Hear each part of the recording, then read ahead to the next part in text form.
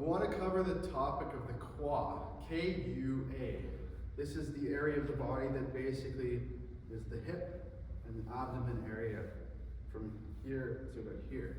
And this joint is the hip joint training and how to move that area. Basically, our goal is to continuously rotate the pelvis internally, so we are tucking energy from the backside down on the back and towards the back of the knee, rather than bending the other opposite direction. We're folding the hip, pushing energy out the back. So we want to avoid, as we fold, we want to tuck, so the energy travels along the back of the leg. In addition, our hip can rotate sideways, upwards, downwards, and in basic 360 degrees of direction. There's all this freedom. And what we're going to work on in the quad training and opening is separating this hip joint so the rotation does not pull the leg, the femur bone, and the bones in the shin the same direction. We don't want everything traveling in the same direction. That's going to put negative pressure on the knee because it's collapsing, and that's not going to create an opening at the hip. That's what we call a toss, because everything moves together. So there's no separation. What we want is to separate at the joint. So the hip joint, what we want energy to separate this way and go this way. So down towards the knee and up towards the top of the waist here. To do that, you need to practice pushing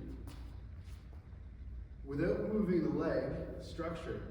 Rotate the hip inward, sideways, upward, all sorts of directions as a practice, but the goal is to keep the knee relatively stable and the bone relatively in the same direction as best you can, while trying to open your joint by rotating it, lifting it, dropping it, and coming inward, closing the rotation, but again, not moving the leg side to side while you do it.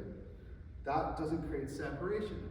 What we want is separating movements, and the goal of this practice is to do a lot of movement in a lot of different ranges to explore the range of motion you have. You can recruit different directions to help you move the hip as much as you possibly can without totally moving the leg. So again, we're trying to open the hip towards the front, which is not a natural position for it. Tends to want to always go backwards. That's normal, and that's fine. You can practice that a little bit as well. But really the work is to push it forward without moving the structure of the leg. And you'll feel this in the glute muscles and muscles around the hip as you practice. So you can take your stance, get up on one toe with the back foot, knee slightly relaxed here to give you more leverage, and use all of this side of your body to help you rotate away from your leg. So you can imagine your leg is staying still. You're rotating open, close, open, close, open, close, and so on.